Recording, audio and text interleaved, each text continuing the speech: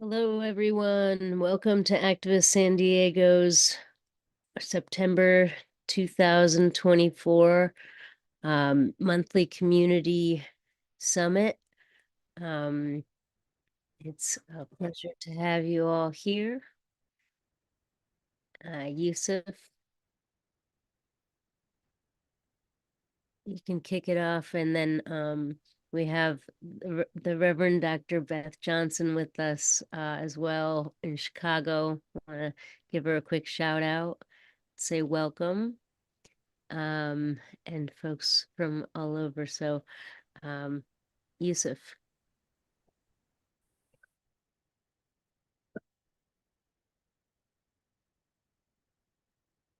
Welcome, everyone. Can you hear me? Welcome, everyone, to the Activist San Diego Community Forum. And this is a really important forum. There's things that are coming up that's going to change the lives of many Americans and actually many people around the world. So who could win what in November 5th? And this is the issue that we're asking. So we need to know our role in building a movement to defend democracy, defend against fascism, defend the democracy, and end genocide. I would like to welcome you all to this September meeting. I am calling you and talking to you from the lands of the Lenape indigenous in Pennsylvania. I know a lot of you are on Kumeyaay and Piacoweechum lands in San Diego County. We want to make sure that we honor and cherish the lands that we are visitors on to know that this is unceded territory. Even the territory that I stand on is unceded territory of our beloved indigenous brothers and sisters. Treat this land with respect, and the people who are first residents here with respect. And I say this as a stolen man from a stolen land, on a stolen land. I'll I like to say that also I'm here in Pennsylvania. A lot of things have been going on. This is where the Kamala Harris did her speech here, and it was just on fire. And at the same time, while it was on fire out on the streets, we had our brothers and sisters from Palestine who are marching on the streets and demanding change and demanding divestment from war and genocide on their home soils. So it's a very dynamic time and something that we need to pay close attention to this particular forum. And I'll turn it back over to you, Francis.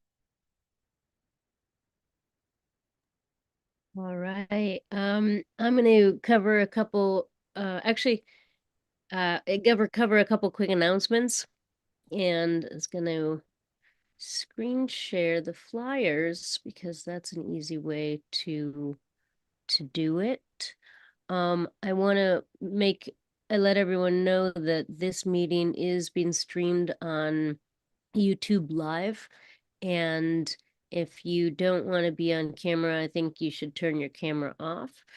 However, if you're down to have your camera on, we do encourage it because it's always fun to talk to live people. And we are, when you were entering, you may have seen something on the screen where it said go to mentimeter.com. And I want to mention what that is.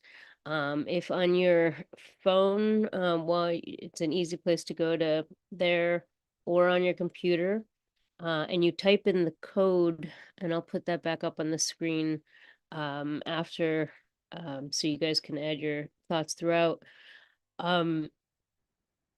You can type in the code, and then when you enter your information, it'll join with everyone else's, and then a word cloud will form, and we'll see what themes and words arise. The question, well, you'll read it. Let me get to the different upcoming events that I need to share real quick. First is this Saturday, September 21st, is the 7th annual Kale Festival in City Heights. This is at the San Diego Peace Campus, which is the space of the Church of the Brethren, at 3850 Westgate Place. What the Kale Festival is a time for us to come together build community, learn about how things grow in the earth and how the kind of farmers practices and composting and things like that. There's the rare fruit growers, have opportunities for to try some rare fruits.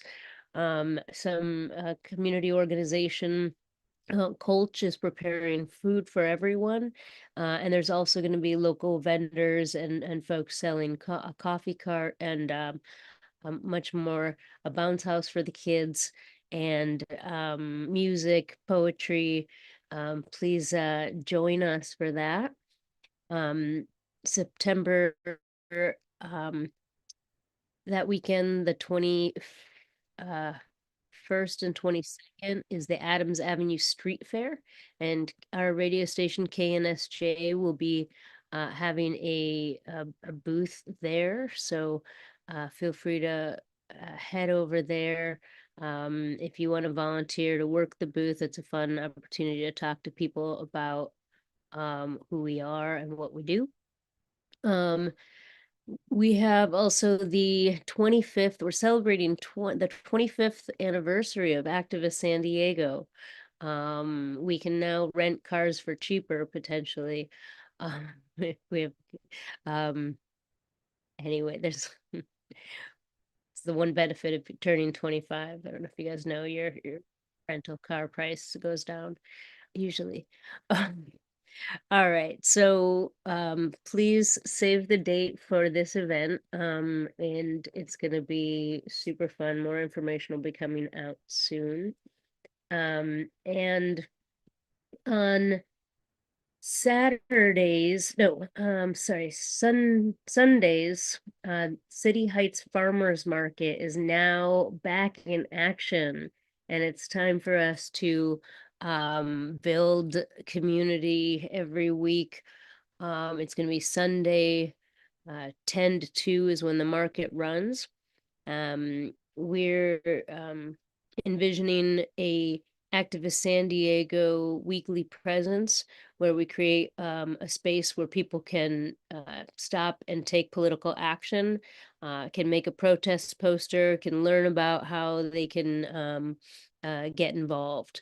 So that's going to be an opportunity we'll be asking everyone to join us for, a great way to engage the community.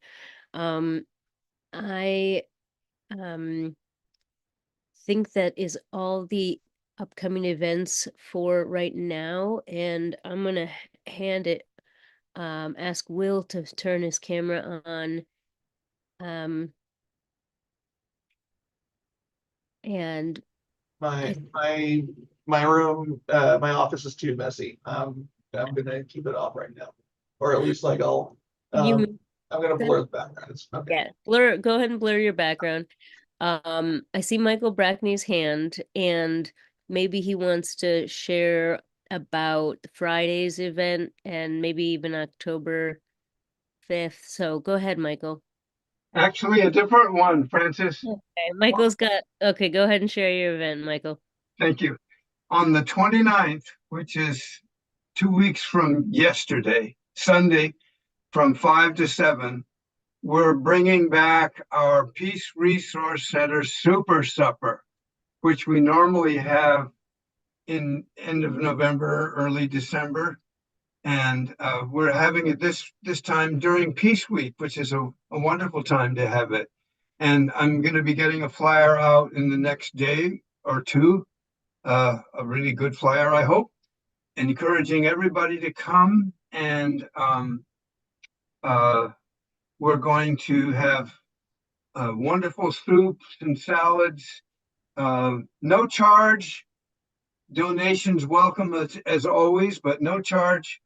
And if you want to bring any veg or bread or cornbread's also traditional as super suppers. That's SOUPER for people who don't know how to spell super supper.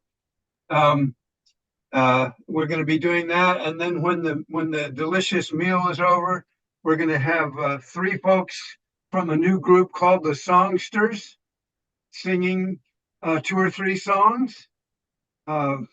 Including 2 wonderful singers, local singers, assisted by yours truly.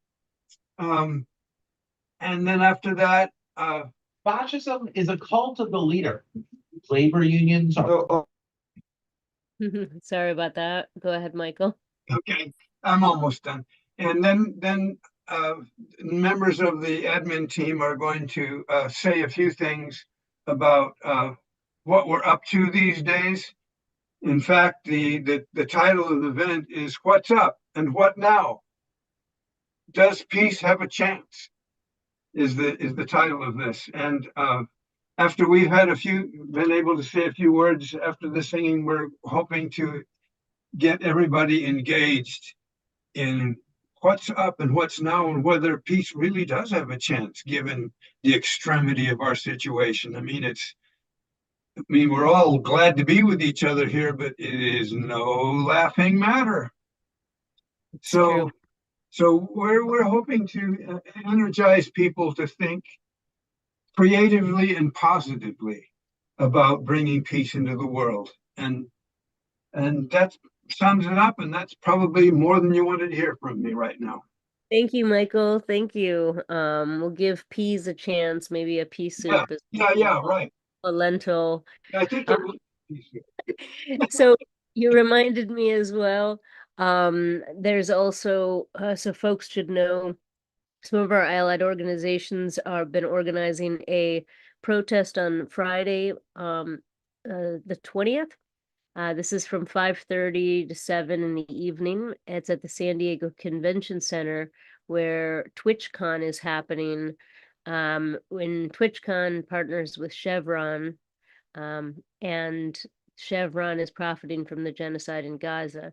And so they're using the opportunity to hold a protest. So you can find that on Activist San Diego's Instagram, which is at ActivistSD. Please do like and share that and comment to help spread it further. Also, this is, like I said, streaming on YouTube, so please do give it a like over there and share that link, and let others learn about or wish they had been here to join us. RDBJ, do you want to say hello? Will you? Yeah, I do. It is good to see those of you who I know, and happy to see those of you who I am just meeting this right now. I've been in the Chicago area for a year and a half, and I have to say that my heart is still in San Diego and will be forever with all of you. I want to say what a thrill it was to see you, Francis, at the DNC, to sing together and to march together. And I really appreciated the video at the beginning. I didn't get to see all of it, but some great footage there. And you know, it's good to know that you're there still doing the work. And I'm always sending you so much love, and always wishing I was with you. And free Palestine. And Viva Mexico. Today is an important day, right? And the thing that I want to just say is how much my time in San Diego, I was there for 18 and a half years, helped me have the analysis, you know, that I do have of the linkage between the struggle, the linkage of our border struggle in San Diego and with Palestine. So I had just tremendous political education in the 18 years that I was in San Diego, and I found community here. It was a long time coming, but I have found some community that Songs for Liberation, which Francis joined us in singing. So it's, yeah, it's good to be with you. I'm not going to stay a long time. You know, it's late. It's, well, not that late. It's 2 hours later here. So I appreciate the invite, and always good to see Marie as well. And y'all, I love you. And I will be back to visit this winter. So let's plan to get together. Hopefully on November 9th for the 25th anniversary party. So that's going to be a little hard. Okay, we'll talk. Um, I'm going to hand it over to Will Johnson, who is the acting president. He's the chair of the board of Activist San Diego. He is an incredible organizer for a long time, working with the United Taxi Workers, with the Overpass Light Brigade. He's one of the people who um, has a floating baby Trump. And I think and with he's organized with the Backbone campaign. Will, it's all you to talk about fascism and what's at stake. Okay. Hi everybody. So here, let me actually move this over so I can better see or I can look directly here. All right. So I admit I'm not quite I didn't quite get to finish my presentation here. I've been working for the past couple hours on it, and I think it might be better, actually, since we only have like 10 minutes. I think it might be better if I just show a video about what fascism is, and this is for more of an academic perspective here too. So I am, but actually first I'm going to share just kind of like a brief here, screen two. Okay. So this is kind of a very base level definition of what fascism is. And then I'm going to share a video with Professor Jason Stanley from Yale talking about the 10 pillars of fascist ideology. Now, fascism is an authoritarian ideology, and it's about growing and wielding power. And as well as loyalty to that power. And also, power in itself is considered virtuous. You have if you are in charge, if you have power, then that is a good thing. You know, the greater the power, the greater it is. The greater society is. That's their general concept. Whereas in our society, in general liberal societies, like the virtue is how you wield your power and what you do with your power. You know, so that's the contrast. Now, fascism often grows as a response to some kind of liberal or societal change. Fascism is very, very reactionary, and like I mentioned, it's authoritarian in that reaction. So an example would be that I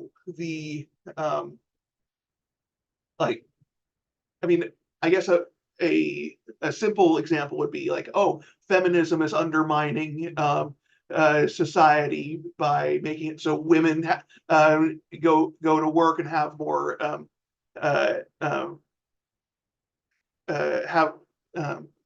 have more agency with themselves. And so the fascist reaction would be, we need to stop this. And so they would do whatever they can in order to stop this societal change. And it generally taps into people's sense of nationalism, conservatism, their hardened religious convictions, and also, of course, their views toward authority. If you can't be a fascist if you don't want to do anything to stop people from doing things. Sorry, like I said, I'm having a hard time explaining this. Let me just start the video up so it's a little bit clearer. I'm switching over to this. Okay.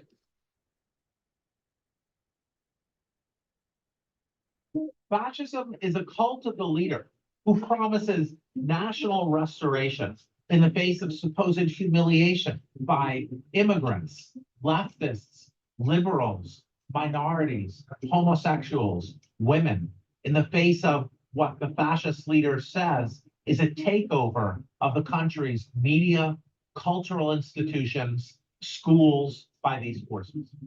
And that's why you need a really macho, powerful, violent response. The fascist leader says he will solve the problem. Fascism is right-wing by nature. It's based on ultranationalism.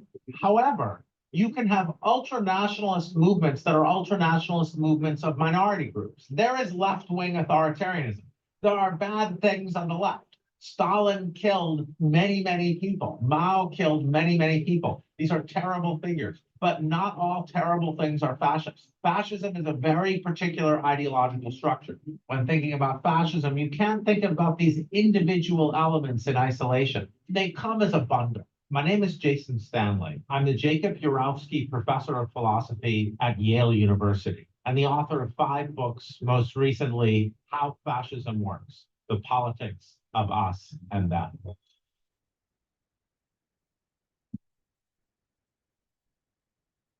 We forget that many fascist regimes started off as democratic political parties. We forget that Hitler, the Nazi party, ran in an election.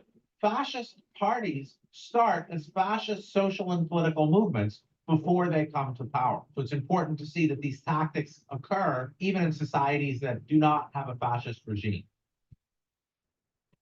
All nationalism involves a mythic past. So you can say, look, we're Polish people, people who spoke Polish and were sheep herders, and another bunch of Polish people who were fishermen. You could talk about how things were wonderful when we were all Polish together.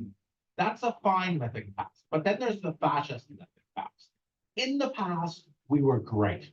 Wherein did our greatness consist? In our military. And in the past, the dominant racial group ruled over others. And then the fascist leader says, that has been taken from you by the leftists and communists. They want to weaken our military. They want to weaken our greatness. Propaganda is ubiquitous and everyone uses propaganda. In political propaganda, your main message is something other than the information you're conveying. Fascist propaganda is a very particular structure. It's based around a friend-enemy distinction. The political opponent, they are a merciless threat to your very existence and your traditions. They are the other. When they are in charge, it subverts the nation. So the structure, fascist propaganda, is based on the idea that the other are fundamentally opposed to the nation. As Hitler says in Mein Kampf, science is only useful insofar as it strengthens the nation. Fascism is a cult of the leader. It involves the leader setting the rules about what's true and false. So any kind of expertise, reality, all of that is a challenge to the authority of the leader. If science would help him, then he can say, okay, I'll use it. Institutions that teach multiple perspectives on history in all its complexity are always a threat to the fascist leader.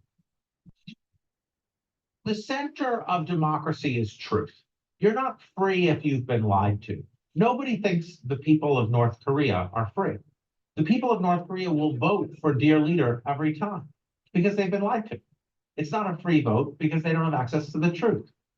Equality similarly requires truth because equality in democracy doesn't mean we all have the same amount of money. It doesn't mean we all have the same car. It means political equality, that each of our voices matters the same.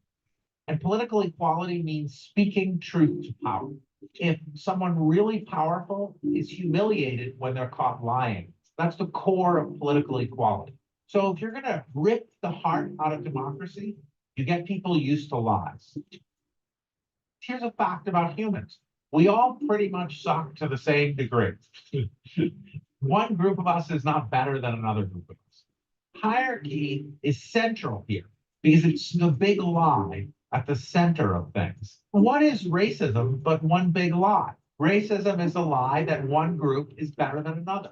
You're told this religion is better, this race is better, this gender is better. It's really a moral claim, has more moral worth. And then once you have hierarchy set up, you can make people very nervous and frightened about losing their position on that hierarchy.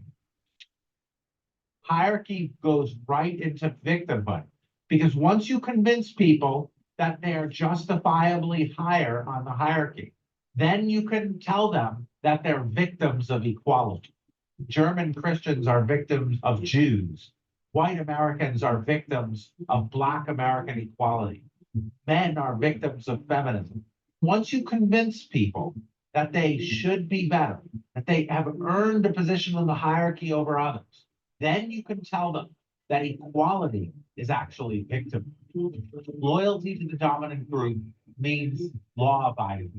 And the minority group is by its nature not law abiding. Law and order in fascist politics means the members of the minority group who accept their subservient role, they're law abiding, and the members of the dominant group by their very nature are law abiding. By definition, the leader can't violate law. So law and order doesn't mean justice. Law and order doesn't mean equality. Law and order structures who's legitimate and who's not.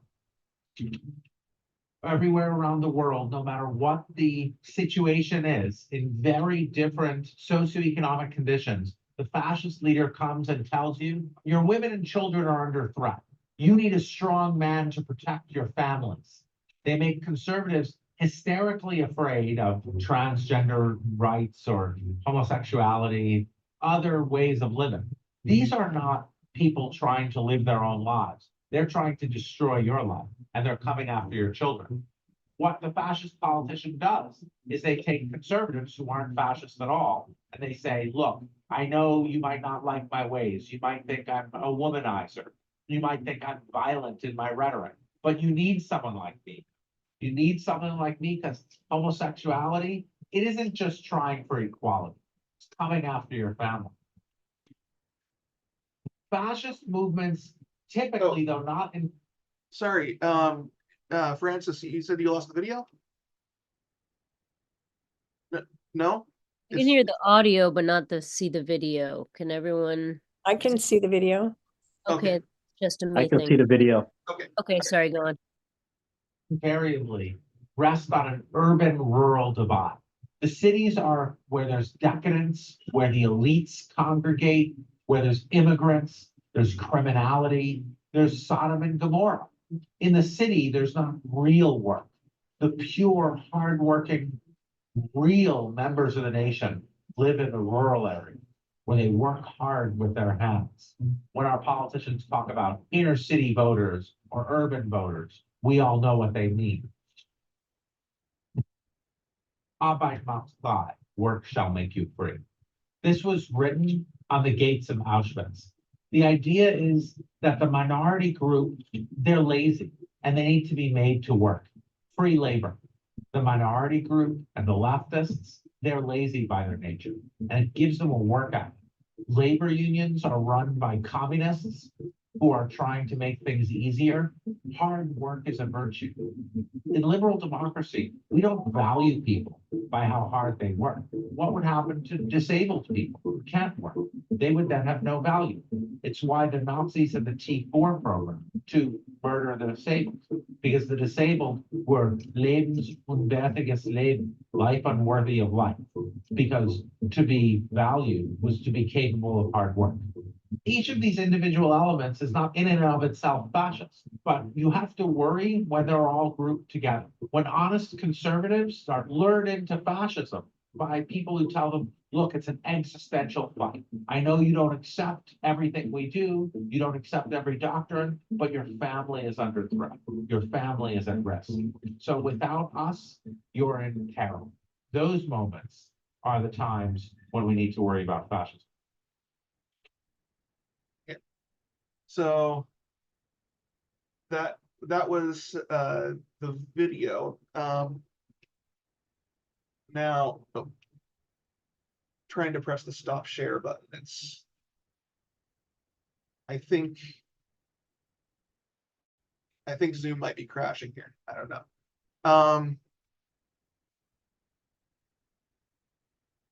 Oh,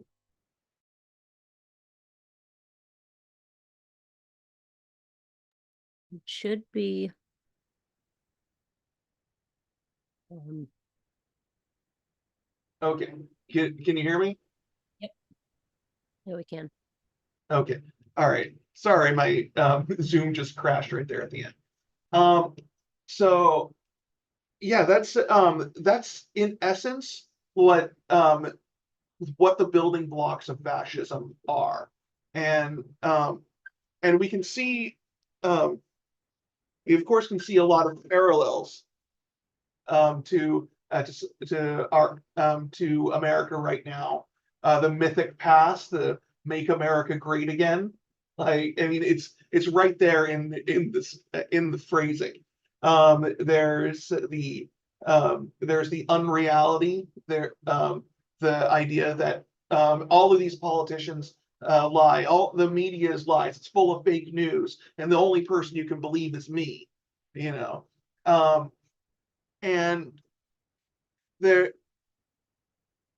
but the the reason why it works though is because people are like susceptible to it, and they believe it, or sometimes it's just based on like their own kind of thinking.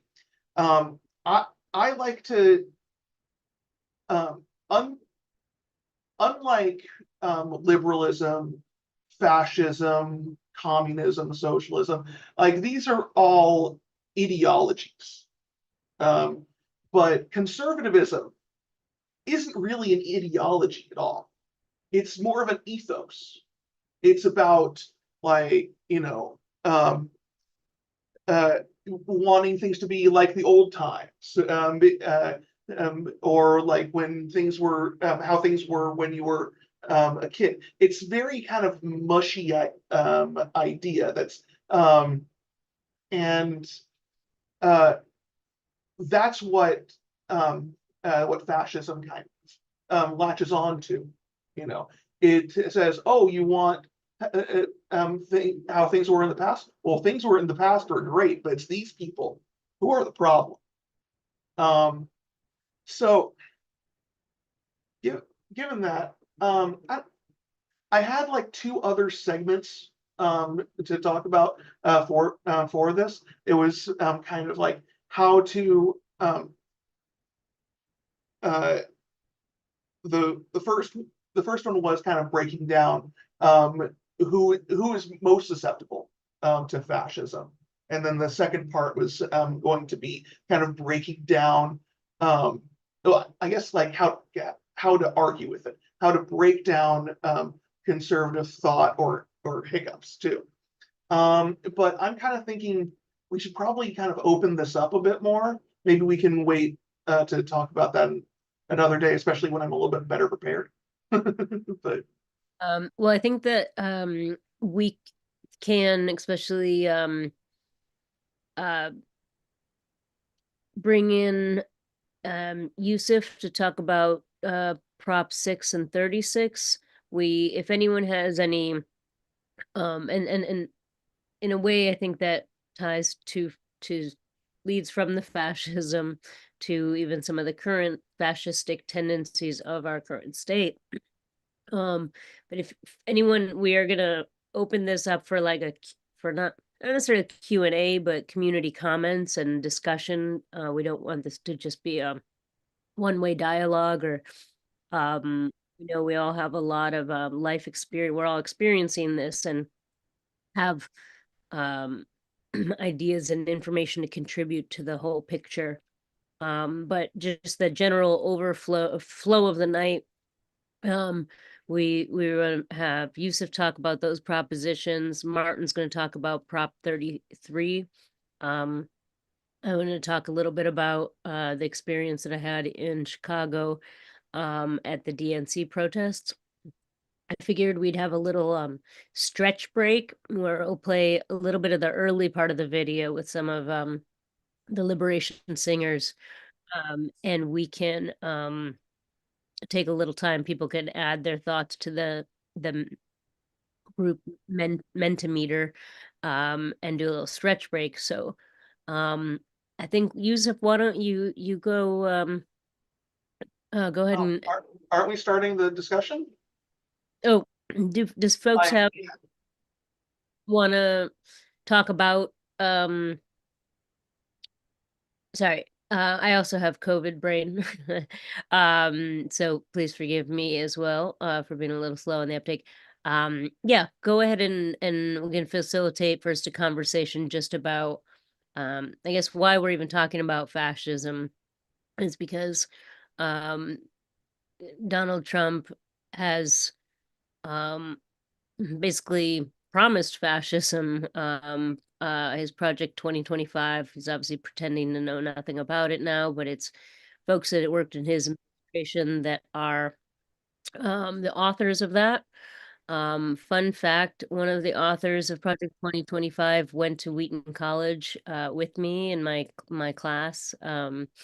I don't remember him well and don't, but realize that. Um, so, and we'll obviously right now, our options include obviously, another, a prosecutor and someone who's worked in, and so, yeah, so this is kind of, how we want to kind of open the conversation up. We're not here to tell people who to vote for or whatnot, but to talk about what's at stake. Does anybody have any thoughts on the video or about the topic of fascism?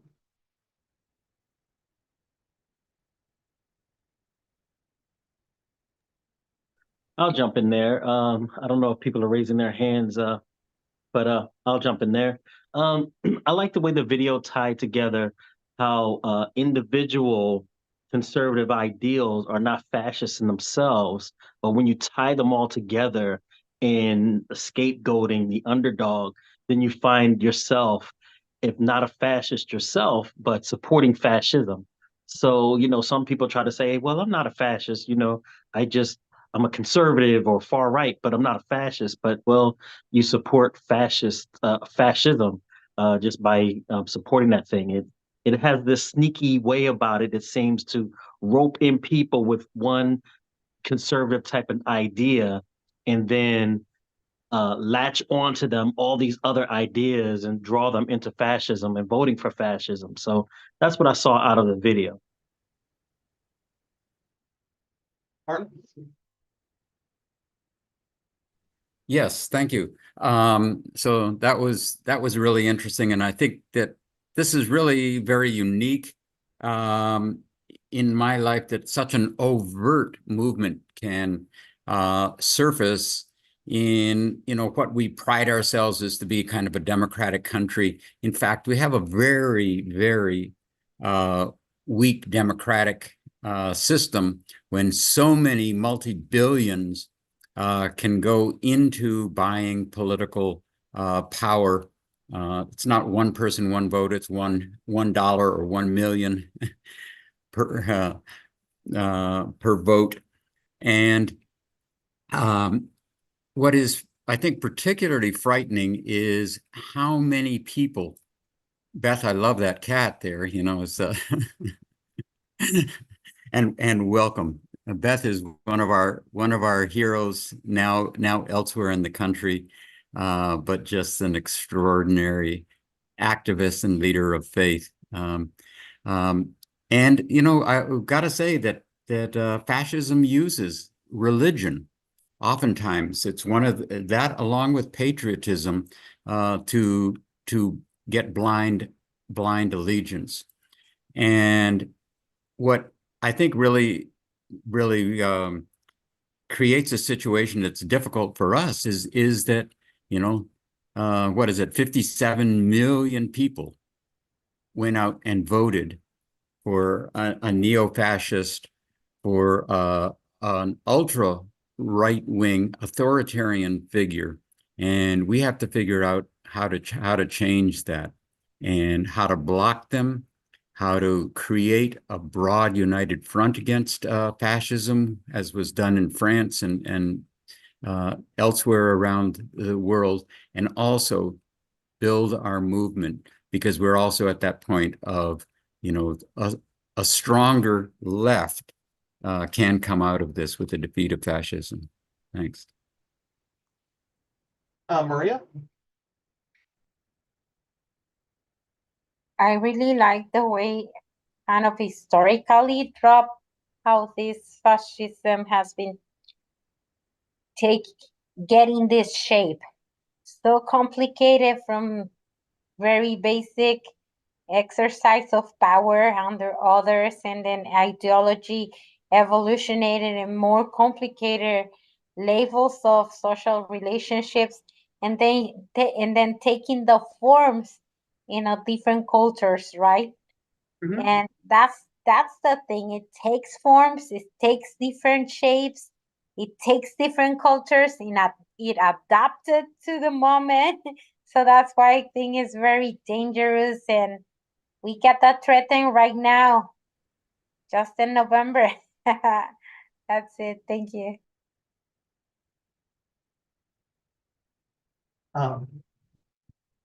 Yeah, and just kind of following up to it wasn't said in the video, but I heard from another scholar that democracy in under fascism is not meant to be a challenge to the system. Democracy is supposed to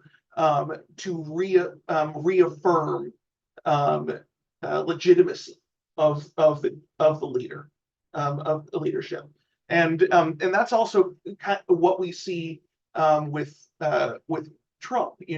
It's no matter which way the election swings, like it's supposed to be supporting him. He says, "Oh, if I win, then I won. If I lost, then they cheated." So yeah, and but okay, any other thoughts? Beth? Yeah, I can't, I don't have the raise hand function for some reason. The thing I like about Jason Stanley and his work, his 10 points are right on, they're very helpful. And he distinguishes, I don't know that he did it here, but he does elsewhere in his work, the difference between fascist politics and policies and fascism. And Yeah. it's helpful to know that and to have that frame, because when we want to talk about the threats, the fascistic threats that we're experiencing, and to be able to identify those steps and say, okay, because people say, no, we're not a fascist country. And, at this moment, we're not. So Stanley nuances it in some really important ways in his work. So I've always appreciated that about him. Yeah, pretty much everything I've ever read from him or seen any interviews I've seen have always been great. He also has a brand new book out too, and I think he was on Democracy Now! A week and a half ago or about it, but or no, it was on Amanpour. Yeah, but Mansoor. Okay, thank you. I just got in, so I didn't see the video, but I would like to share some thoughts. Number one, what fascism used to be in Mussolini, Italy, it's no longer that style. It's not about state and corporations being together. So if you have covered this, please let me know so I can skip over it. But right now, because of the capitalist system needs labor and the labor migration across borders, now we have come to this understanding that fascism has a new face. Number one, it's a supremacy, right? White supremacy. Because if you're not supreme, therefore everybody else is equal to you and everybody else has the rights as you do. So it's just because we're in United States of empire, So whiteness and white supremacy is dominant. So if it was China and the Chinese were dominating, or if Iran was dominating, so the Persians would be the supremacists. So I'm not just singling out, but in Western Europe right now and in US, the supremacy is with white, or what is perceived to be white. The other issues, it's the others, the LGBTQ plus, the Muslims, the Hindus, the um, non-Christian, or not even white nationalist Christians, right? It's that issue that adds to this fascist movement. And then the other one is the anti. These people are anti even themselves.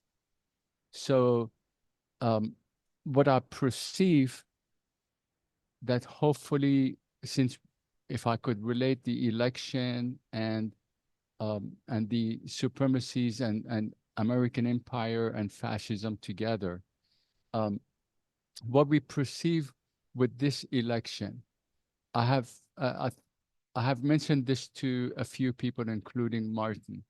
We have three goals. I have three goals. Number one, fight the fascists. Okay. Number two, stop the genocide in Gaza, Palestine, the whole Palestine. Number three, implement progressive policies. As what I understand as of this minute, the fascist government of Trump and the white supremacists, they taking the back burner right now. It's not that they going away.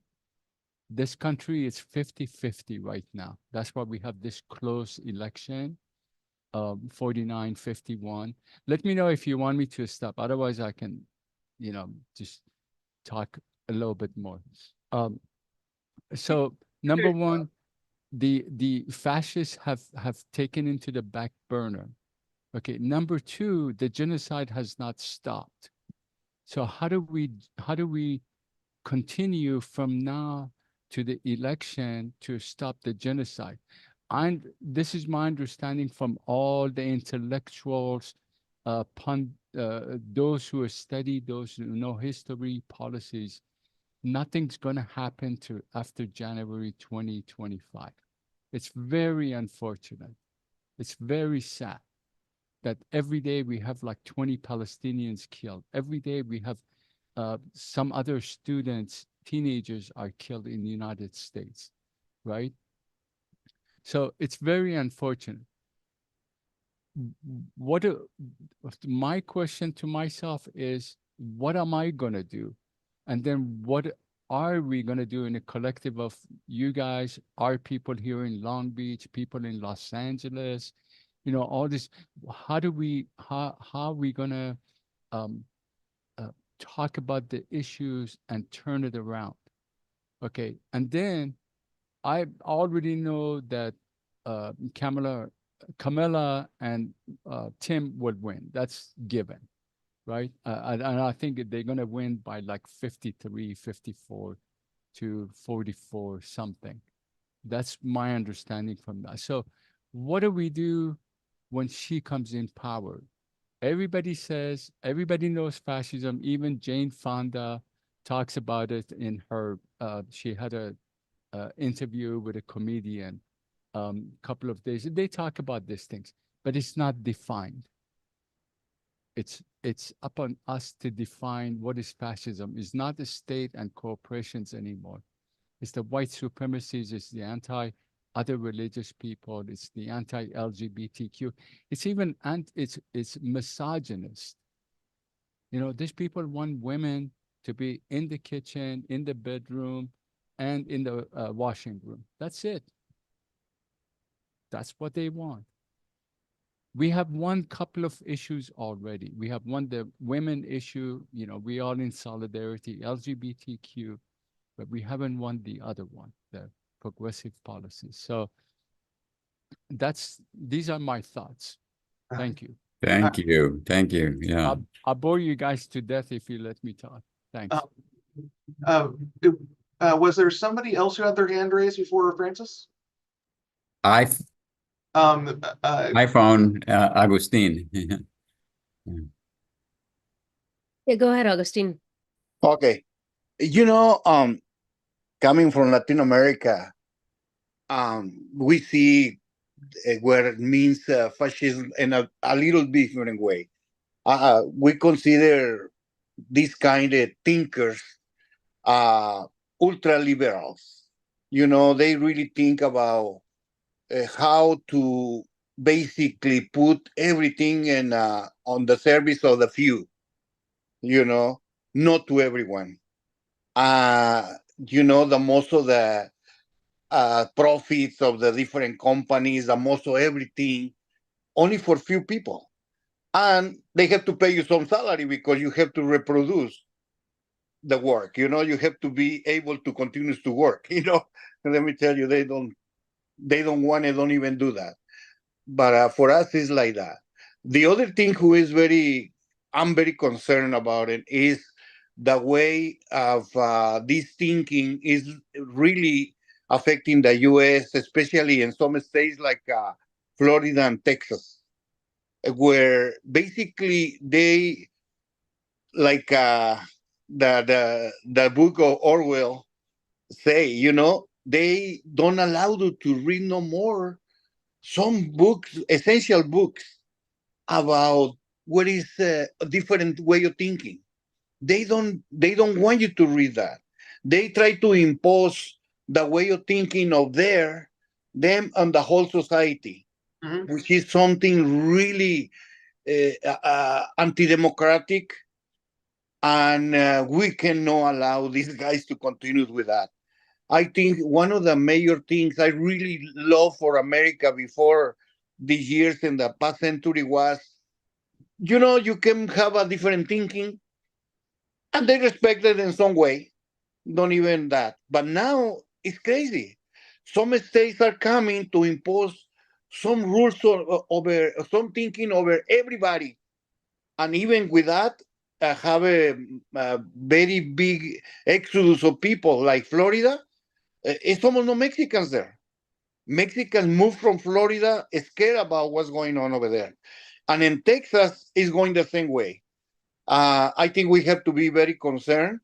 And I disagree with the person, I think was my amigo from Long Beach, saying Kamala already got him. It's very tight. We cannot rely on that. I think we have to continue working very hard to make sure these guys don't get in power. Because if Trump and the people behind him gets to power, the situation in America is going to be something else. And we're really concerned for our people here, you know, for my community, for the people, Latin American, from Hispanics, whatever you want to call them, and from the process of change in Mexico going on, because these guys are with the agenda they have, they can put in our process and knees, and we don't want that. We have to do anything possible to stop it. Thank you. Thank you. Francis? Yeah. I want to I think remembering that we had that also the past Trump administration and how absolutely chaotic it was, and how it was easy for folks who wouldn't have their rights right on the chopping block to kind of dismiss the importance. And like Augustine is mentioning, going to really underline is that the election of Donald Trump, or any risk of it, is life or death for many people. I think this election cycle, well, I was going to state that it's important that we separate, obviously, fascism from the genocide, because right now our current government is fueling, funding, supporting the genocide. I had the opportunity to visit the Museum of Memory and Tolerance in Mexico City, which is a museum that covers genocides, including, it begins with the Holocaust, but then it covers genocide in Guatemala, in Bosnia, and Croatia, all across the globe. And it really points out, in the museum, they talk about how some of what Will was talking about at the beginning, of how this othering of people by race or any kind of class identities, they create actual legal structures and like approval through the judicial system to like allow the Hitler government like had the full backing of the judicial system, and we know, obviously looking back on Trump's judicial picks, that we can't trust them. And the but each genocide had, these power hungry people who were racist as fuck behind them. And I think that's something right now we have to remember, that like every single day the people of Palestine need us to not wait till November 5th, to take action today, to use this moment of leverage to push President Biden, to push future President Harris or Trump, who, or Stein or whoever. We're not here to say as a C3 organization. But I think it's we're going to get to talking about an opportunity that Activist San Diego members will have. And actually, I'll just announce it real quick in case anyone leaves early. And then we'll proceed. Later, we'll talk about it in more depth. But October 25th to the 27th, if folks want to join a delegation of us to go to Pennsylvania, and knock on doors in that crucial swing state. This is just going to be reminding people, urging people to get out and vote, and to make sure that they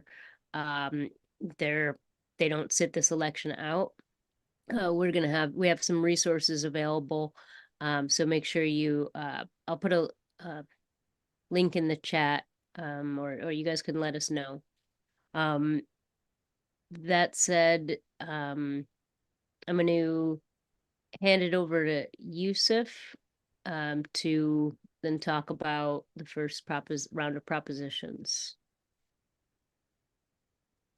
All right, everyone. Thank you for that engaging conversation that we had on fascism. It's very needed. And now we're going to switch into the propositions that are coming up in California in November that we need to know about. And the first one that I'm going to speak about, I'm just going to introduce the subject, and I'm going to turn it over to our lived experience brother Curtis Howard, that's here today from All of Us or None, San Diego chapter.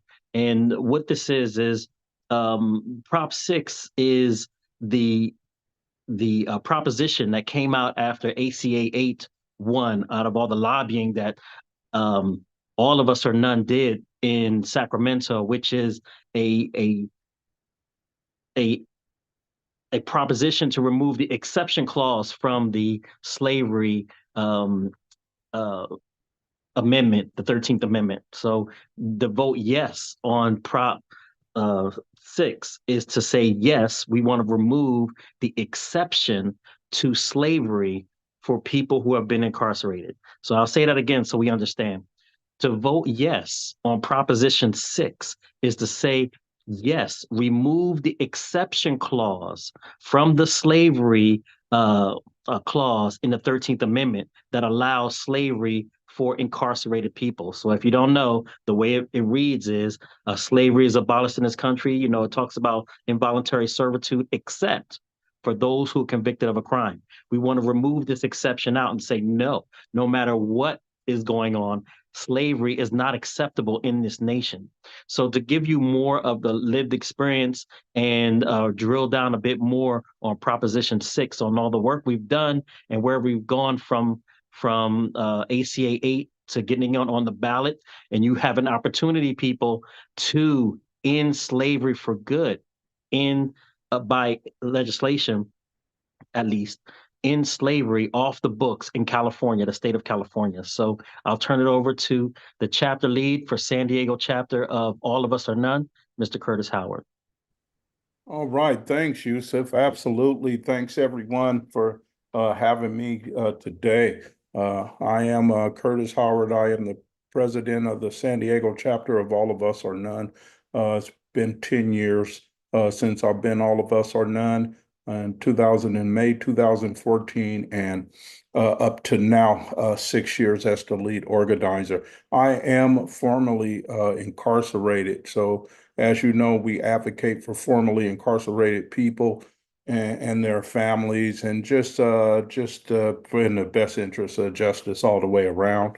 But with my experiences, ACA 8, it started out as, and it's been a long, hard battle. We were shot down a few times. We wanted to end slavery in California, and a lot of people, it raises eyebrows, but slavery still exists because the exception in the amendment is that when slavery was first abolished, there was a loophole that said if someone is caught or convicted of a crime, they can be re-enslaved.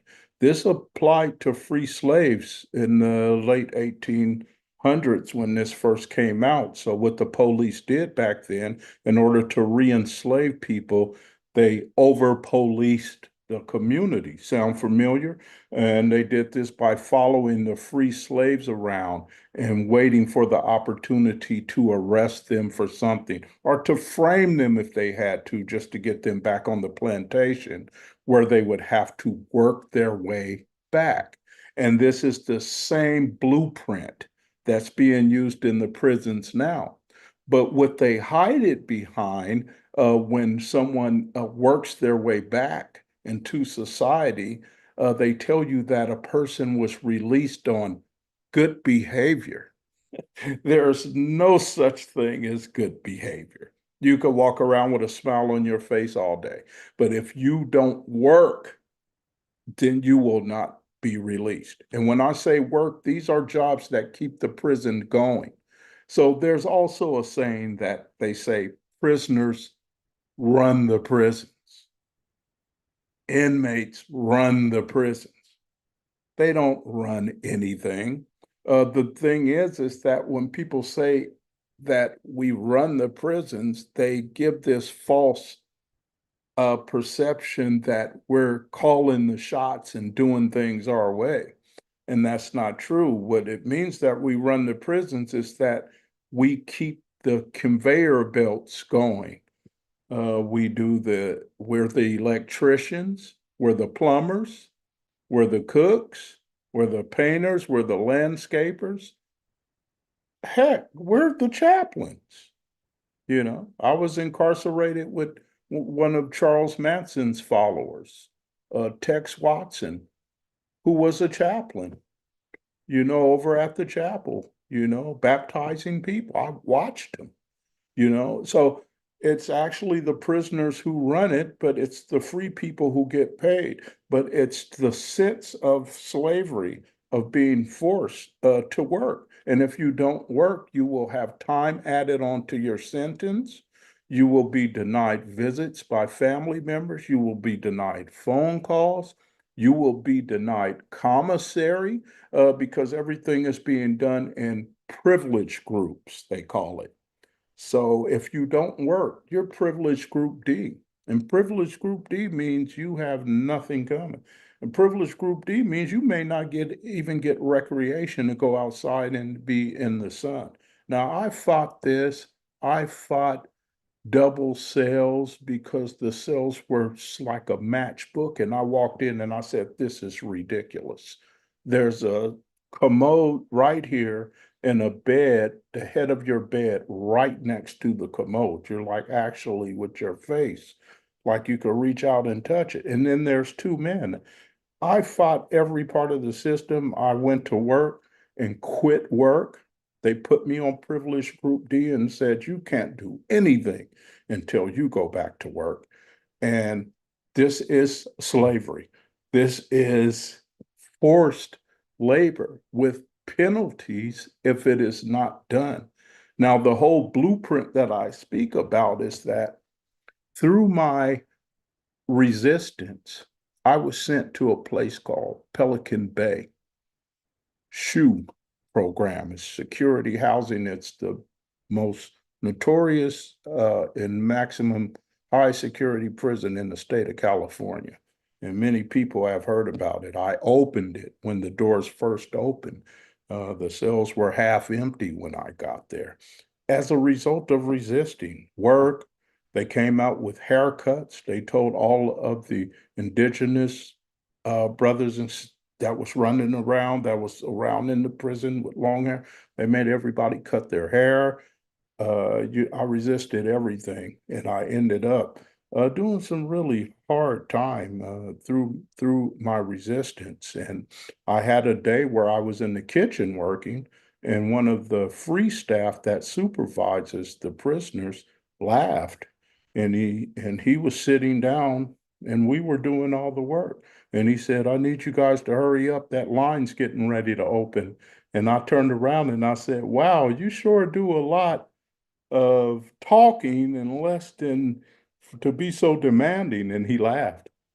And he said, well, you know what? He said, I get paid $40 an hour to tell you guys what to do at 11 cents an hour, which is what we were getting, 11 cents. I think I was getting 8 cents. And he said, the joke's on you, because I laughed after I said what I said to him. And he said, really, the joke's on you. I get $40 an hour for sitting back and telling you guys what to do at 11 cents an hour. And it was a joke, you know. And this can't, go on. This is something that is, it is still slavery. The blueprint is exactly taking from slavery. In order to get people re-enslaved is still going on right now in the communities. See a black guy drive in, get behind them and count on that there's something illegal going on. Not that you saw anything, but think of a reason to stop him and then find some drugs and say, see, we were right. He actually did have something, and that doesn't make it right, because if you get behind white guys all day as much as you get behind black people, you will have just as many white people in jail too. Everybody's riding around with something and you just don't go after them. So the whole thing turns into putting people into the system, getting them off the street, using the slave blueprint from re-enslaving people, putting them on the plantation, which is the prison. Even the transferring and transportation to the prisons is the same thing as the slave ships. Everybody's chained up on the bus. You make stops at certain ports. You stop at this prison, you let some out at this prison. You continue up the coastline, you drop some more prisoners off, slaves, at the next prison. And then you keep going. It's the same thing in slavery where the ships were dropping slaves off at different ports. And so we have to end this. We have to end reliving this trauma and these atrocities that America created and put on us. And that's what Prop 6 is all about, to end slavery. Look at the bigger picture. People are saying these guys are locked up. They should work. They should learn discipline and responsibilities of working. No one should be forced to work. And working never rehabilitated anyone. You can give somebody a job and he can get up every day at 4 o'clock in the morning and work 8 hours. That's not a form of rehabilitation. I worked for years and it did nothing for me. So that's what Prop 6 is all about. We're looking to end slavery and call it for what it is. Thanks for having me, you guys, and letting me explain that to you today. Curtis, I have a couple questions for you. Even when the incarcerated folks are doing life-threatening work, for example, fighting forest fires, are they still getting paid 10 cents, 11 cents? Well, these are the big pay guys. These guys are making all the money. They're getting like $1 or $2, you know, for putting their lives on the line, running into. There's people who have died out there in the fires and going to fight the fires, smoke inhalation and everything. And the interesting thing about it is that when we have these big wild fires out here, is that they put the prisoners on the front line. And the credit goes to the to the fire department, who are way in the background out of the danger. And after the fires are fought and settled, then they get all of the credit. They never mention the prisoners at all. And when the prisoners are released back into the community, would you think they could get a job fighting fires with all of that experience? No, they can't use it. You never want to put on your application. I was a painter, a great painter, learned how to paint, learned the whole dynamics of painting, which when I first thought that it was just rolling that roller, and I learned how to cut and tape off and everything. I became a professional painter. But when I came home and they said, "What's your experience?" I didn't want to fill out that application. I didn't want to put up, man, I've got 10 years experience. They said, "Okay, where'd you work at?"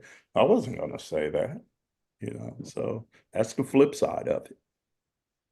Thank you for that. I think that's another thing it makes me think of is that when if work was so rehabilitating, then I think the people at Enron, they had jobs, they were working, and they duped people out of all their money and savings.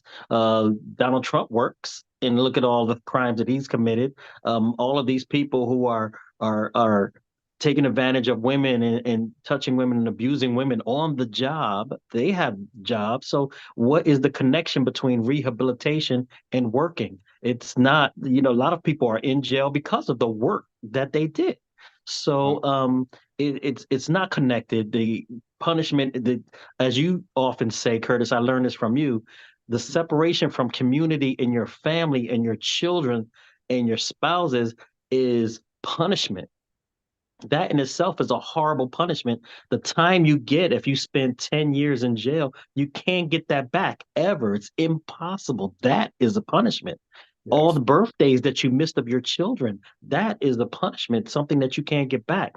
And they want to tie work to that. It's just unconstitutional. Well, actually, it's constitutional, and we're trying to make a constitutional amendment to change that constitutional slavery that we have. Absolutely. Great points there too, Yusuf. We are. So Prop 6, everyone, that's what Prop 6 is all about. Don't let them fool you. They're going to say stuff. They're going to tell you, they're going to use examples of someone who killed someone, and oh, doesn't he deserve to work? Oh, you got murderers and oh, you can't make them work. They're going to throw that type of stuff at you. But the bigger picture, there's a bigger picture that is more in depth than their examples to fool the public. I see Mansour's hand, and I see Will's hand. Thank you. And Mr. Curtis, thank you very much for being here. No person should go in prison for anything except a mass murder or killing somebody. And especially here in the United States, that we know how the prison system started from the slavery and field work and all that. The rehab that most of European countries do, it's different than it's not rehab in the United States. My question is, since 13th Amendment is part of the US Constitution, I think the question is, how can California change that? Since this is a California proposition. Thank you. Go ahead, Yusuf. Well, the way we can change it is the original form of Prop 6 is ACA 8. ACA means constitutional amendment. We're amending the Constitution. So because it's in the Constitution, the 13th Amendment, you need a constitutional amendment to change that amendment. So this is the process here. So once you get the constitutional amendment approved to go to the ballot, it becomes a proposition for the people to vote on whether they are going to allow a change to the Constitution. And they have to really think clearly about it. What are we changing? And in this particular case, we're changing the part of the amendment that allows slavery. So it is a righteous change to the Constitution to say that there is no slavery allowed, period, in this nation. So that's how it's changed, brother. When you have your Constitution and the first 10 amendments of the Bill of Rights, then after that, all those other amendments are tweaks to the Constitution to make it more user friendly for the people. And some of those tweaks were not good. Some of those tweaks were actually horrible. So we have the Constitution in a way that we're able to, what they say, make it more perfect, to keep amending it. And this is one of those processes where we bring it to the people and say, we want to change the amendment like this. And that was ACA 8. It passed through the House and the Senate at the Capitol of California. Once it passed there and signed off by the governor, it went to the people. So now it's in the hands of the people in November. Prop 6, if you vote yes on Prop 6, you want to make that change to get rid of slavery altogether. If you vote no on Prop 6, you wish to allow the Constitution to allow slavery in this nation. So this is what we're saying, that this is the two options on Prop 6, and it came through the proper channels to change the Constitution that allows for slavery, which is our current Constitution. And we're changing it for our state only, not for the whole nation. We're changing it for our state, and we're not the first state to do it. Other states have already changed it. We're just trying to catch up, and many other states need to follow suit. I hope I answered your question, brother.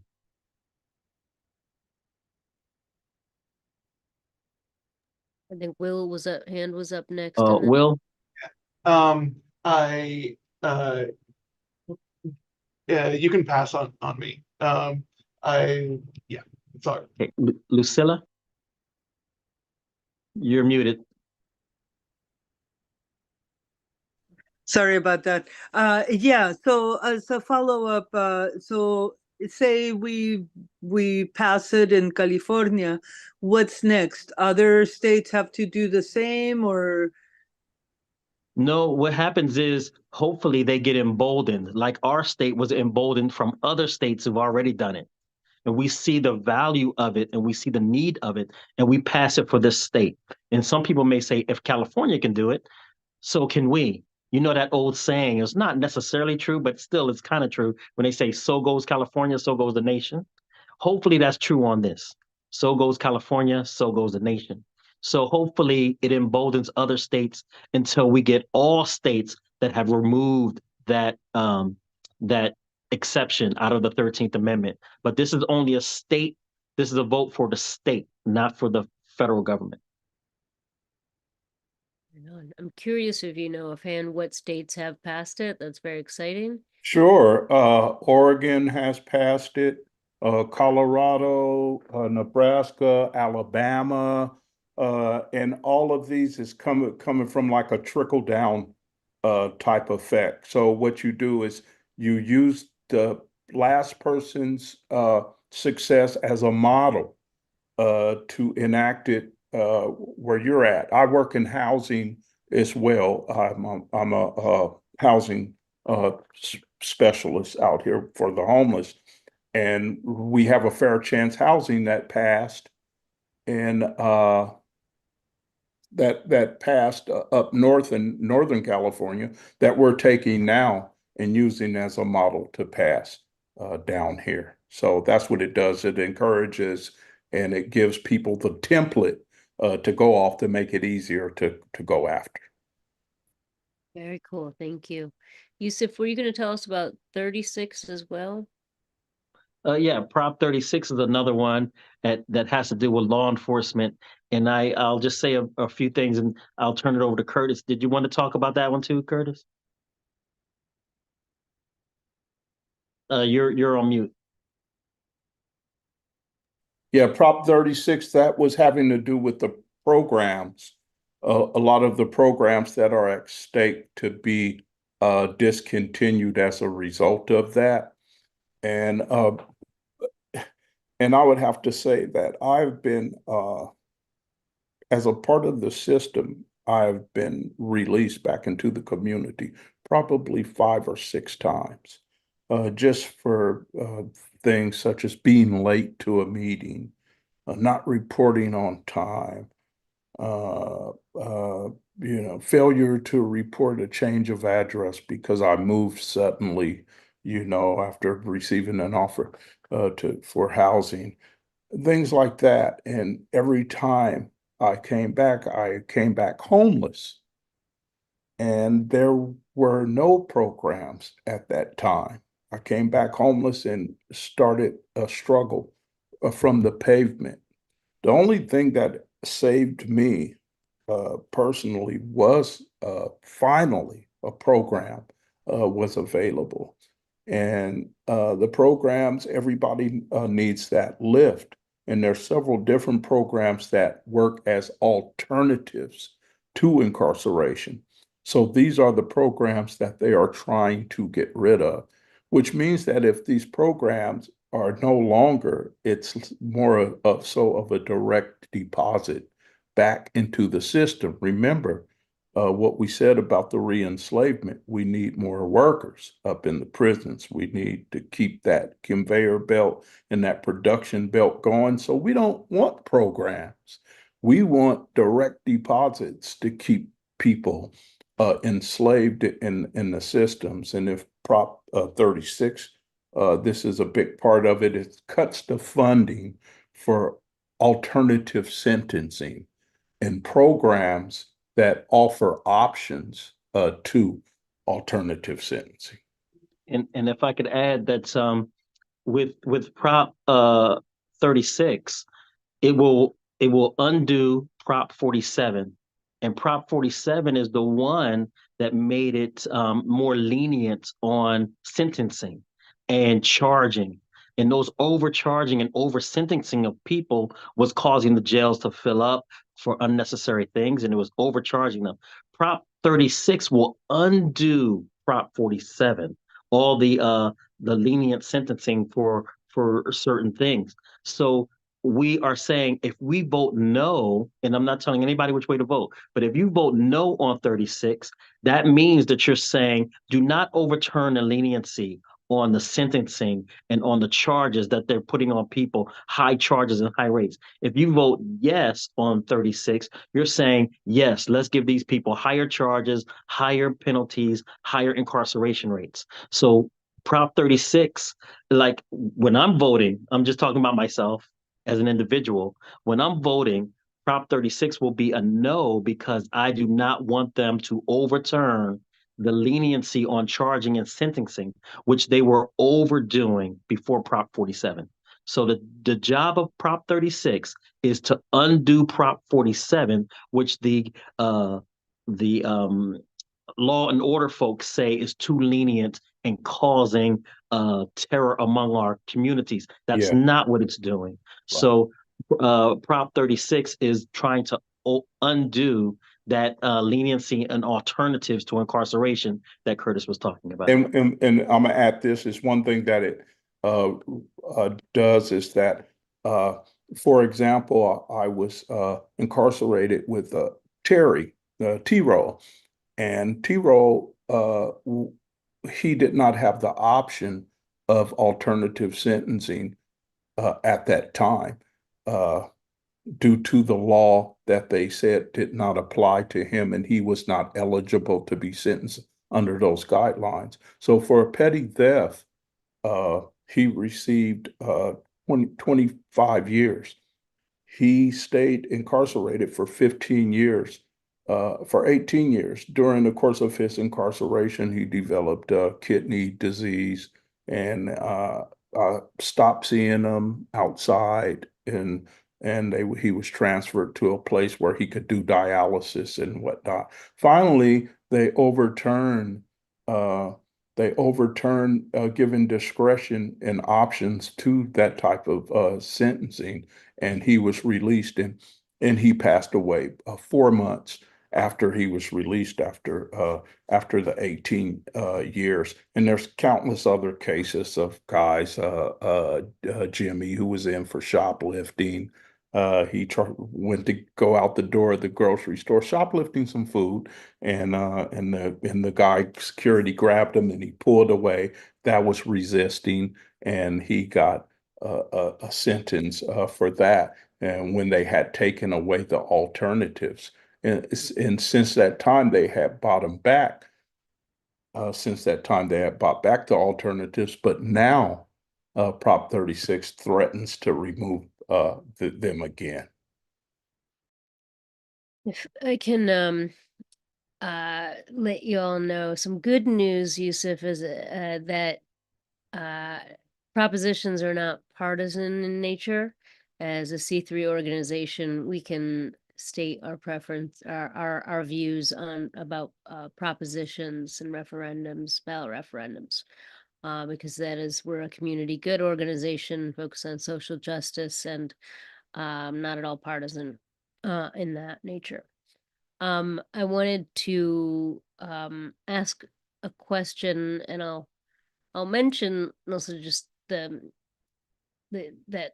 prisoners are used as firefighters and how intense that must be, I imagine. And I've heard how after being released, formerly incarcerated folks often then can't get a job doing that kind of firefighting because, yeah, they're discriminated against in some way. That but my question is, I guess, just brainstorming here, would there be a scenario where we we don't want anyone to be forced to work in prison while imprisoned. We don't want anyone to be imprisoned if they shouldn't be there. And is there a stage though where you're paid where there's a living wage payment, even like $25 an hour, $40 an hour for the 25, I don't know, whatever for Right. the, is I that I get it. I get it. Now that's good. That's important to do that because we're working on living wages and we're looking at bringing things up to date. Right now, currently they have a thing in prisons where you're released and you get what they call gate money. Gate money is when you're at the gate to be released, and it's $200. If you do 20 years, you get $200 when you're released. If you do 2 years, you get $200 when you're released. That $200 has been the same since the 70s. It has never been adjusted to fit the cost of living, to get if you're released on a Friday and you don't see a probation or parole officer till Monday, so you got 3 days out in the elements, at least be able to rent a room and eat, and then they charge you for bus tickets back home depending on where you're at. So we're looking to bring that kind of stuff up to date as far as wages and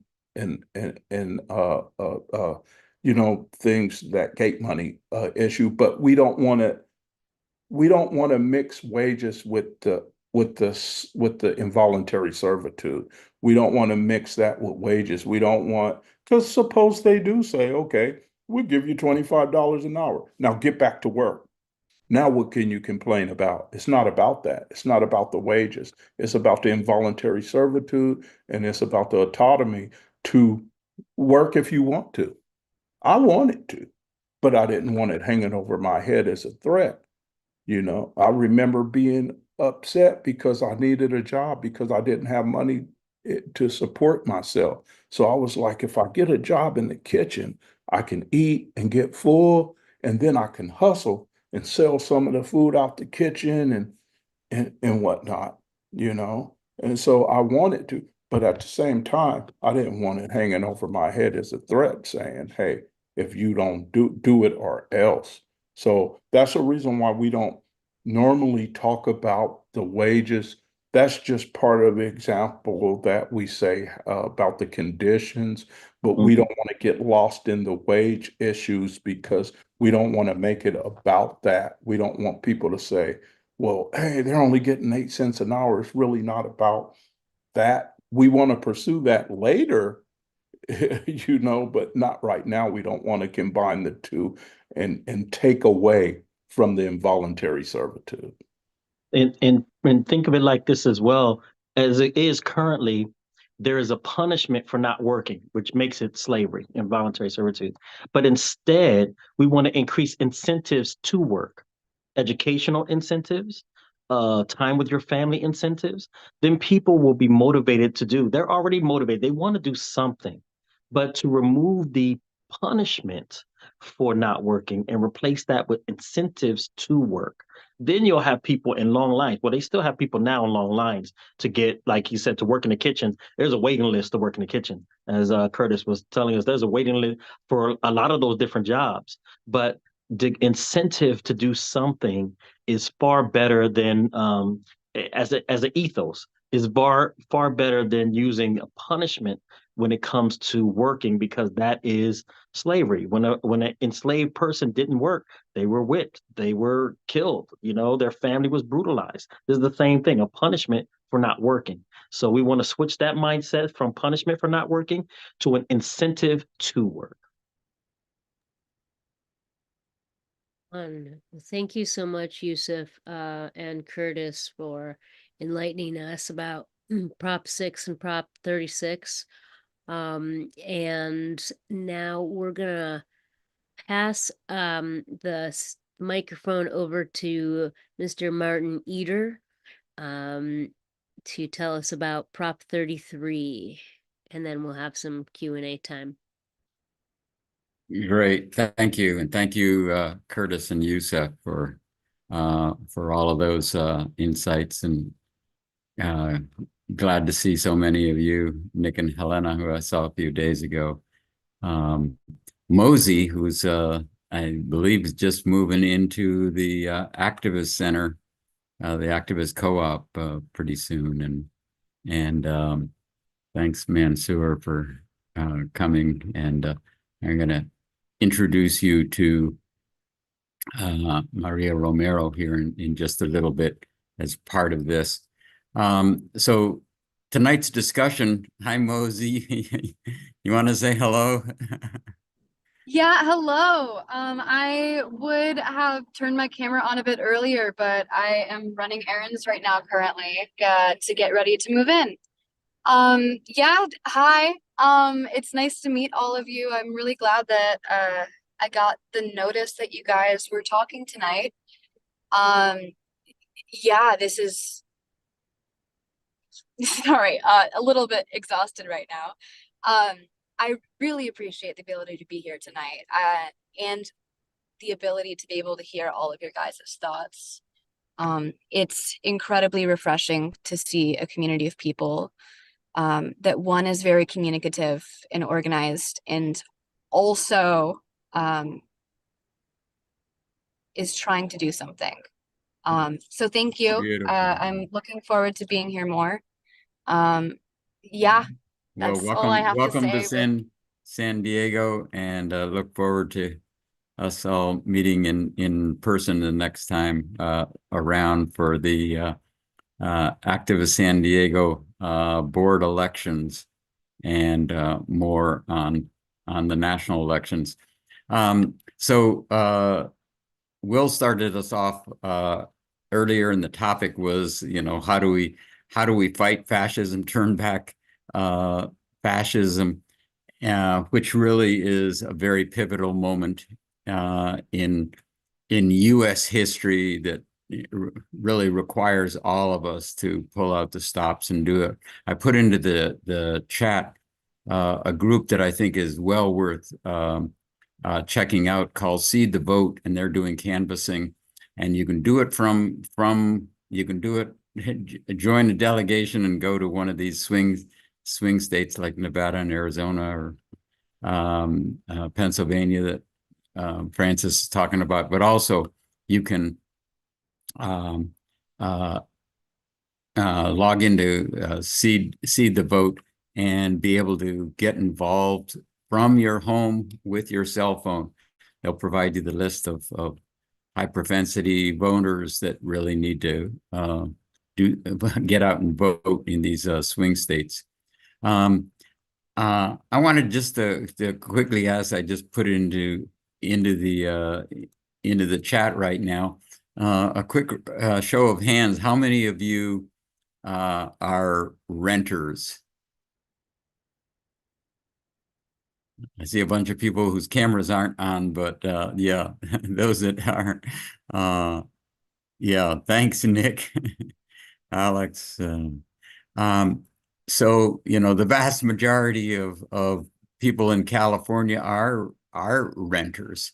And just a quick, you know, turn on your mic and say, you know, what percentage of your income goes into paying rent? Anybody? 75. Holy shit. Well, in the absence of hearing others, you know, Mine is close to that too, maybe 60, 70. Jesus. So there's something wrong with this system. So this really, we're at a pivotal point here in San Diego history. You know, the battle lines really right now are being drawn by the 1% that is fighting Proposition 33. I just got this thing in the mail. I don't think you can read that. I can't do it, but basically it says vote no on Prop 33, help small landlords. What a piece of BS. You know, this is funded by the multi-million-dollar 1% who have enriched themselves through land speculation and raising the rents, chasing each other's rental increase so that it raises the average median income, median rent, and you can raise your rents. So right now, Mayor Gloria says, you know, we're in the midst of a housing crisis here in San Diego. It's also true across California, but San Diego is the most expensive housing market in the country by most indicators. And we have not seen anything quite like this of skyrocketing rents with a lot of families being displaced. Agustine's talking all the time about, you know, neighborhoods being gutted, people who are moving out of state because they can't afford to live here. And what this is, you know, for those of us of a socialist perspective, it's the transfer of wealth from working people, from people on the bottom, a massive transfer of wealth to the richest 1%. And working families are extremely stressed by this. It's causing all kinds of other social problems with housing as a commodity. With the main thing that these investors are looking is to maximize profits for themselves and for their investors. So Proposition 33 is a chance to stop some of this injustice. It really is a way to strike a blow against corporate greed and to put some barriers against the raising of rents. Maria Romero will tell you a little bit, but we were out on the streets together with Nick and Lucila and a bunch of Maria's tenants at the Regency Center apartments right on Home Avenue here in City Heights, where corporation Con Am that has, you know, couple of $1 billion worth of assets, owns 55,000 units across the country, and is running a slum apartment building. And just to give you an idea, to perk up your thing, these people had a 12% increase in January. In March, they raised their rent 13%, and September, 28%. In addition to that, if you add all of that up, it comes over, between 50 and 60% increase in 9 months. This should be criminalized. It is the total ripoff. It's another type of rent slavery, in a sense, giving up more of your income to enrich the top 1%. And it is gouging in the worst form. It's a form of exploitation, and Prop 33 is a chance to really fight back against this kind of exploitation and to build a movement around this. We hope that what's happening at the Regency Center, led by the tenants union there, is a way to fight back, for working people to fight back about this. So this, the apartment owners are throwing in, tens of millions of dollars, and you're going to see, if you're watching TV, ads of all kinds with all kinds of very deceptive things. And their main thing is, we got a housing crisis. The only way we're going to do is have contractors and investors build our way out of the housing crisis. Well, if that was true, we would all have a glut of living places. But to the contrary, they haven't solved a thing, and it never will. So really, no mistake about it, Prop 33 is a threat to their way of making tens of millions of dollars out of each of these housing complexes. And working people, progressives, socialists, really, we outnumber this 1% of these landlords, 1,000, 10,000 to 1. Our power is not in the money bags, but really is in the number of people we have. But we're easily deceived by TV ads. We're going to be confused by this idea that there will be less housing built, and therefore the prices are going to go up. It's all a huge fallacy. Then all they're doing is just creating, scare tactics. They're gonna still make a lot of money, probably more money than they should be, and we need to tax them and bring things back into control. If land and housing prices, the price of those houses go down, it's going to be good for working people, not bad. So I really hope that you all take some inspiration from the Regency Center Tenants Union and the demonstration that we had. It's available on Facebook to see some of the wonderful messaging that happened. Really encourage you on November 1st, not only just to vote yes on Proposition 13, which is a vote, as nicely explained by Youssef, a yes vote. 33, not 13. Thorough, thank you. Prop 33 is yes, means there will be rent control. The basic essence is that you can't raise it over 10% in a year. There's another formula, I think, for inflation plus 5%. The essence is it's going to be a weapon in the hands. Francis, can I give Maria Romero a little chance, or you want to go to? We're So- like 8 minutes till the end. I am seeing Curtis's hand up. Go ahead. Right. Yeah, thank you. Yeah, and as I was saying, I do work in housing. Currently, I've been in housing. I was formerly homeless, and I was just housed during the COVID epidemic in 2020 when it started. I was in what they called a COVID hotel that was made for people to protect people who were homeless or transitioning from homelessness to be safe. And I was actually working there, but I was also actually transitioning at the same time.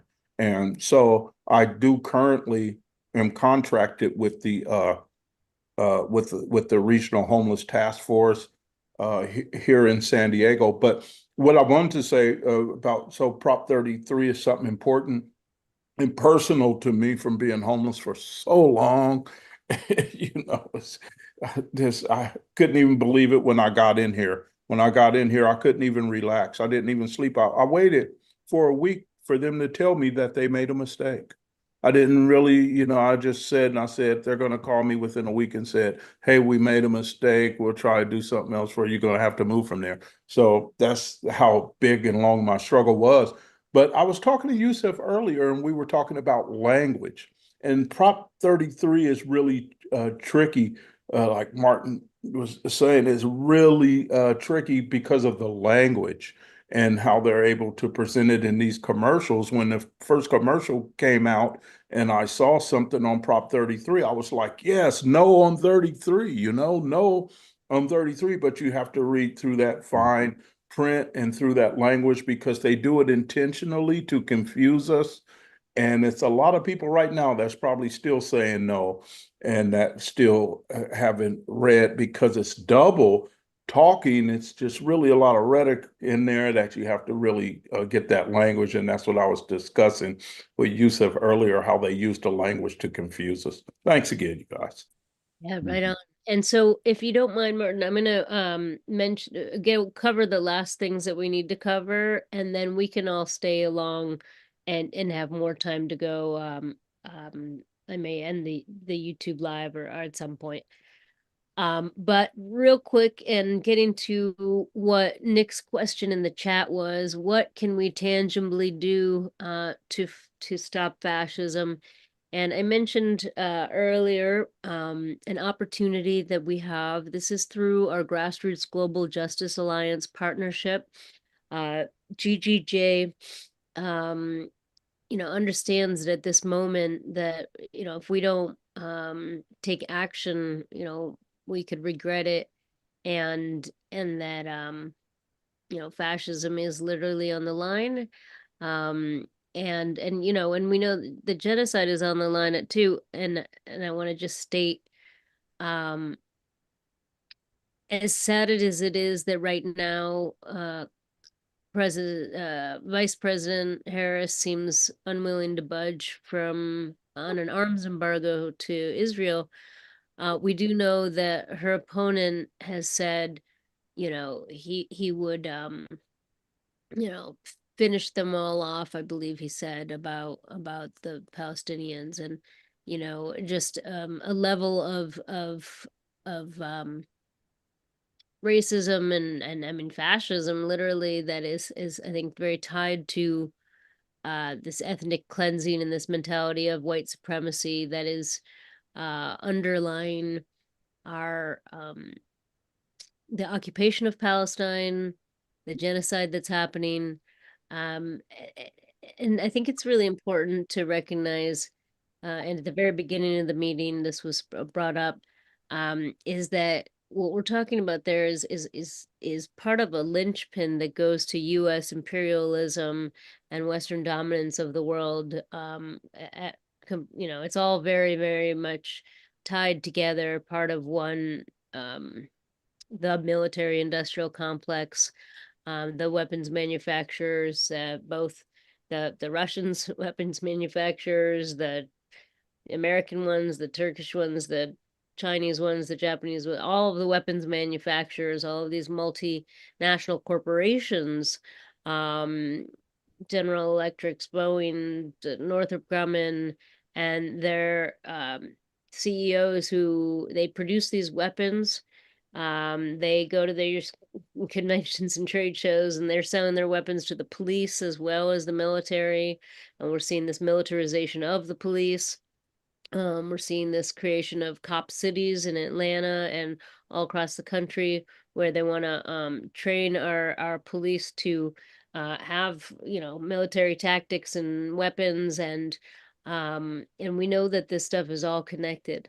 One mini announcement, next Monday or Tuesday, it looks like the city council is going to be rubber stamping the police request to be able to move the surveillance cameras within a couple blocks of what was previously authorized by the Privacy Advisory Board.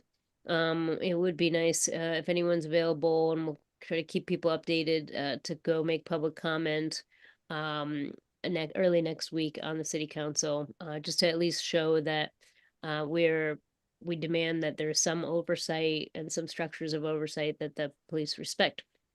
So a lot is at stake this election. I mentioned these a delegation to Pennsylvania. This will be October 25th to 27th.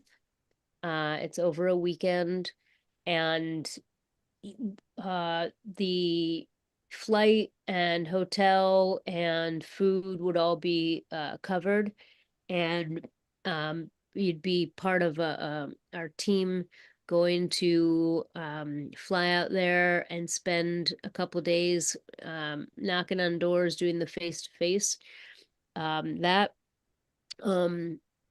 You know, there's going to be also opportunities, like Martin mentioned, to do phone banking from home. There's things you can go knock on doors here in San Diego about some of these propositions that we're talking about.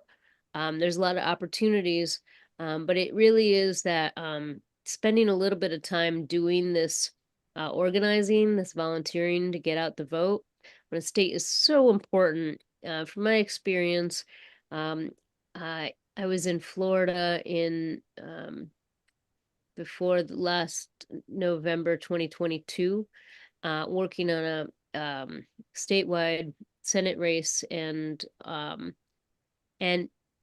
I'm multiple doors that I knocked on. People were like very resistant to talking at first, but I was able to be a little persistent and get through to them, get them to at least answer why they were being so resistant to talking. And in multiple cases, I found people who had received letters in the mail saying they weren't allowed to vote or they could get in trouble for voting. One was a recent newly naturalized citizen who definitely had the right to vote. They had just become a citizen, but they were getting this letter saying that they shouldn't, and they would get in trouble. Others were people who had been decarcerated, and even though it was legal for in Florida, people with felonies and who have served their time were able to vote, but they were still getting letters saying that they weren't allowed to. And these letters are very threatening. And so that kind of being able to be there and be able to tell this person, trust me, like that is totally wrong. We're here. We actually want to help you, make sure you know that you have the vote, show you what you have, and help you get to the polls, is really huge. And this is potential margin, you know, a small margin of error in certain states that we need to make sure you know, the organizing gets done.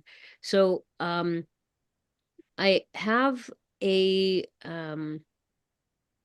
we don't have a sign up sheet or anything for that, but please send me a message in the chat, or I put my phone number and email. You can email me at frances@activistsandiego.org, FRANCES, and let us know that you are interested in participating in one of those delegations or in some sort of getting out the vote efforts on one of these campaigns.